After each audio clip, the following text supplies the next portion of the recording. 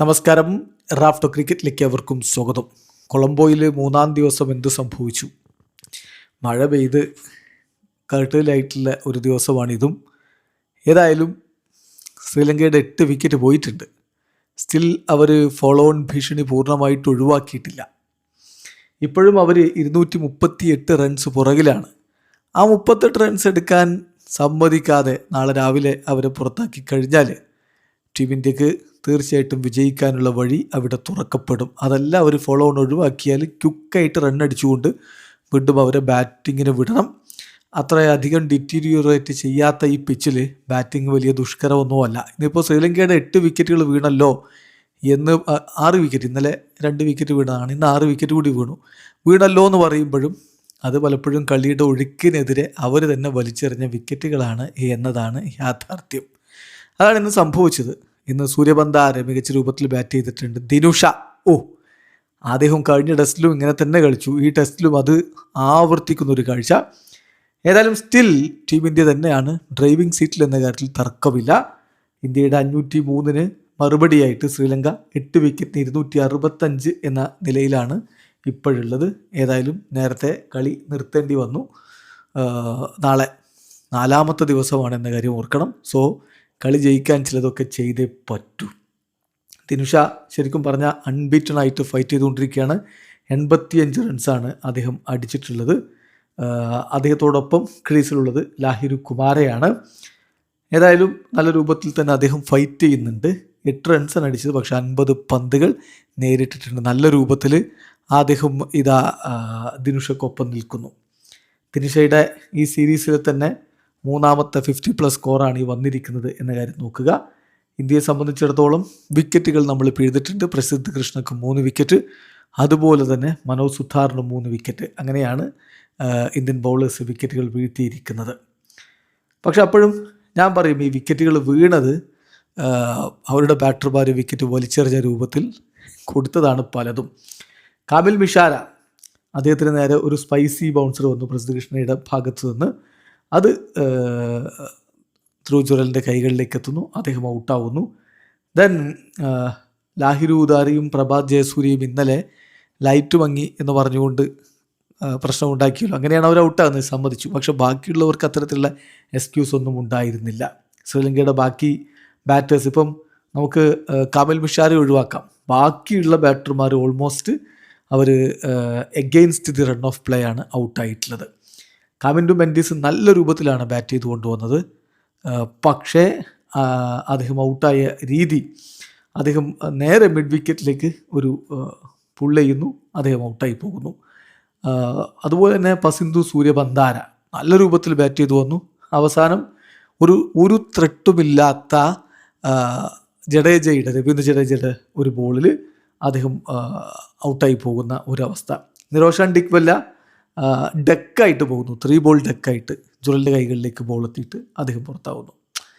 ഇപ്പോൾ കെഷാര നല്ല രൂപത്തിൽ ബാറ്റ് ചെയ്തു എന്ന് പറഞ്ഞാൽ ദിനുഷക്കൊപ്പം നിന്ന് അദ്ദേഹം ഡിഫെൻഡ് ചെയ്ത് നിന്ന് കാര്യങ്ങൾ കൊണ്ടുപോയതാണ്. പക്ഷേ അവസാനം അംബീഷ്യസ് ആയിട്ടുള്ള ഒരു ഇൻസൈഡ് ഔട്ട് ഡ്രൈവിനെ ശ്രമിച്ചു, ഔട്ടായി. അപ്പം അങ്ങനെയാണ് ശ്രീലങ്കയുടെ ബാറ്റർമാർ ഔട്ടായിക്കൊണ്ടിരുന്നത് എന്നുള്ളതാണ് ഇതിൽ ശ്രദ്ധിക്കേണ്ട കാര്യം. ശ്രീലങ്കയുടെ ബാറ്റർമാർ ഈ പിച്ചിൽ അവരുടേതായിട്ടുള്ള രൂപത്തിൽ വളരെ കമാൻഡിങ് ആയിട്ടുള്ള പെർഫോമൻസ് നടത്തിയിട്ടുണ്ട്.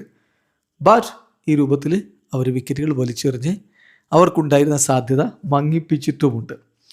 ഇപ്പം നോക്കുക, 4th വിക്കറ്റ് സ്റ്റാൻഡിൽ നല്ല രൂപത്തിൽ 87 റൺസാണ് കാമിന്ദു അടിച്ചിട്ടുള്ള. ഒരു പക്ഷേ കാമിന്ദു സൂര്യബന്ധാരയും കാമിന്ദുവും ചേർന്നിട്ടുള്ള ആ ഒരു കൂട്ടുകെട്ടാണ് ശ്രീലങ്കയുടെ ഏറ്റവും മികച്ച ഒരു കൂട്ടുകെട്ട് വന്നതെന്ന് പറയേണ്ടി വരും. ഏതായാലും സൂര്യബന്ധാരയെ സംബന്ധിച്ചിടത്തോളം അദ്ദേഹം വളരെ മികച്ച രൂപത്തിൽ സ്പിന്നർമാരെ നേരിട്ട് ക്രീസിൻ്റെ ഡെപ്തൊക്കെ ഉപയോഗിച്ച് ബാറ്റ് ചെയ്തുകൊണ്ടിരിക്കുകയായിരുന്നു. അദ്ദേഹം ഫ്രീക്വൻലി കട്ടിങ് ലൈറ്റ് അതേപോലെ തന്നെ നല്ല രൂപത്തിൽ സ്വീപ്പ് ചെയ്യുന്നു. ഈ രൂപത്തിലാണ് അദ്ദേഹം മുന്നോട്ട് പോയത്. പക്ഷേ ഒടുവിൽ അദ്ദേഹം പുറത്താകുന്നു, കാമിൻഡു പുറത്താകുന്നു. ദെൻ ധനഞ്ജയ ഡി സിൽവ പുറത്തായത് മികച്ചൊരു പന്തിലായിരുന്നു. മനോജ് സുതാറിൻ്റെ മികച്ചൊരു പന്തിലാണ് അദ്ദേഹം പുറത്തായത്. എന്നാൽ അതിനുശേഷം നോക്കുക, ദിനുഷ ക്രീസിലേക്ക് എത്തുന്നു. ദിനുഷ നല്ല രൂപത്തിൽ ബാറ്റ് ചെയ്തു പോയി.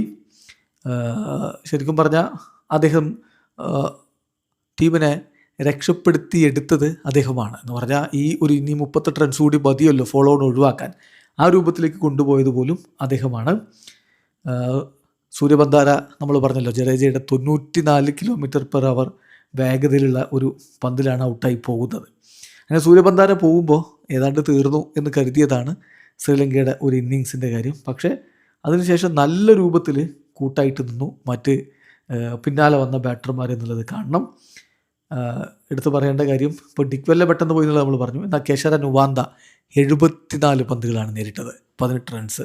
അദ്ദേഹം പുറത്തായതിനു ശേഷം ലാഹിരു കുമാര 50 പന്തുകൾ നേരിട്ട് 8 റൺസുമായിട്ട് നിൽക്കുന്നുണ്ട്. അപ്പോൾ ഇവിടെ ദിനൂഷക്ക് കൂട്ടായിട്ട് ഈ 2 പേര് കട്ടക്ക് നിന്നിട്ടുണ്ട്. ഒരുപാട് പന്തുകൾ അവർ നേരിട്ടു എന്നുള്ളതാണ്. ഇനി പസിത ഫെർണാണ്ടോ മാത്രമേ വരാനുള്ളൂ. അപ്പോൾ ഏതായാലും ആ 38 റൺസ് ആ കടമ്പ കടക്കുക എന്നുള്ളത് തന്നെയായിരിക്കും പ്രധാനമായിട്ടും ശ്രീലങ്ക ഇനി ശ്രമിക്കുന്നുണ്ടാവുക. ഇപ്പോൾ ശ്രീലങ്കയുടെ ഒരു സ്കോർ കാർഡിലേക്ക് പോയാൽ ലാഹിരു ഉദാര ഇന്നലെ 1 റൺസിന് മടങ്ങിയിരുന്നു. പ്രഭാത് ജയസൂര്യ 2 റൺസിന് പോയിരുന്നു. ഇന്ന് കമിൽ മിഷാര പറഞ്ഞല്ലോ, പ്രസിദ്ധ കൃഷ്ണയുടെ ബോളിൽ അദ്ദേഹം 19 റൺസായിട്ട് മടങ്ങിപ്പോകുന്നു. പസിന്ദു സൂര്യബന്ധാര മികച്ച രൂപത്തിൽ ബാറ്റ് ചെയ്ത് വന്നിട്ട് ജഡേജയുടെ ക്വിക്കർ ബോളിൽ പുറത്താകുന്നു. 133 പന്തിൽ നിന്ന് 80 റൺസ് അദ്ദേഹം അടിച്ചത്. കാമിൻഡു മെൻഡിസ് 58 പന്തിൽ നിന്ന് 32 റൺസ് പ്രസിദ്ധ കൃഷ്ണയുടെ പന്തിൽ ജഡേജ പിടിച്ചാണ് പുറത്താകുന്നത്. ധനഞ്ജയ ഡി സിൽവ 14 പന്തിൽ നിന്ന് 8 റൺസ്. സുതാറിൻ്റെ കിടലൻ പന്തിലാണ് അദ്ദേഹം പുറത്തായത്. നിറോഷാൻ ഡിക്വെല്ല മുഹമ്മദ് സിറാജിൻ്റെ പന്തിൽ ജുറൽ പിടിച്ചാണ് പുറത്തായത്. അതേസമയം കേശര നുവാന്ത സുതാറിന് എതിരെ ആഞ്ഞടിക്കാൻ വേണ്ടിയിട്ട് ശ്രമിച്ച് അദ്ദേഹം പുറത്തായി. 74 പന്തിൽ നിന്ന് 18 റൺസ്. ക്രീസിലുള്ളത് സൊനാൽ ദിനൂഷ 137 പന്തിൽ നിന്ന് 85 റൺസുമായിട്ടും ലാഹിരു കുമാര 50 പന്തിൽ നിന്ന് 8 റൺസുമായിട്ടും ക്രീസിലുണ്ട്. അപ്പോൾ ഇന്ത്യൻ ബൗളിങ്ങിൽ പ്രസിദ്ധ കൃഷ്ണയും അതുപോലെ തന്നെ മനോജ് സുതാറും 3 വീതം വിക്കറ്റ് എടുത്തപ്പോൾ മുഹമ്മദ് സിറാജും രവീന്ദ്ര ജഡേജയും ഓരോ വിക്കറ്റുകൾ വീഴ്ത്തിയിട്ടുണ്ട്. ഏതായാലും ഇപ്പോൾ ഈ കളി നമ്മൾ നോക്കുമ്പോൾ ഇന്ത്യക്ക് ജയിക്കാൻ എന്ത് വഴി എന്ന് ചോദിച്ചാൽ ഈ 38 റൺസ് എന്നുള്ളത് വളരെ ക്രൂഷ്യലാണ്. അതിനുള്ളിൽ അവരെ ഔട്ടാക്കി കഴിഞ്ഞാൽ അവരെ ഫോളോ ഓൺ ചെയ്യിക്കാം. അങ്ങനെ വന്നാൽ നമുക്ക് ആവശ്യത്തിന് സമയം കിട്ടും അവരെ പുറത്താക്കാൻ. അതർവൈസ് ഇന്ത്യ രണ്ടാമത് ബാറ്റ് ചെയ്യേണ്ടി വരും. അങ്ങനെ വന്നാൽ ക്വിക്കായിട്ട് റൺ അടിക്കുക, പിന്നെ കിട്ടുന്ന ഒരു 4 സെഷനോ അല്ലെങ്കിൽ, കാരണം ഇന്ത്യ ഒരു 2 സെഷനും കൂടിയൊക്കെ ആണ് ഇനിയിപ്പോൾ മാക്സിമം ബാറ്റ് ചെയ്യാനൊക്കെ കഴിയുള്ളൂ. അതർവൈസ് ഈ മാച്ച് സമനിലയിലേക്ക് പോകും.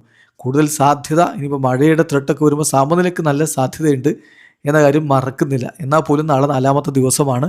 ഏറ്റവും ഇമ്പോർട്ടൻറ്റ് ഇന്ത്യക്ക് ജയിക്കാനുള്ള എളുപ്പവഴി എന്ന് പറഞ്ഞാൽ ഫൈറ്റ് ചെയ്തെടുക്കണ വഴി അടുത്ത 2 വിക്കറ്റ് പെട്ടെന്ന് വീഴ്ത്തുക എന്നുള്ളതാണ്. അത് അവരെ ഫോളോ ഓൺ ഒഴിവാക്കാൻ സമ്മതിക്കാതിരിക്കുക. വീഡിയോ അവസാനിക്കുന്നു.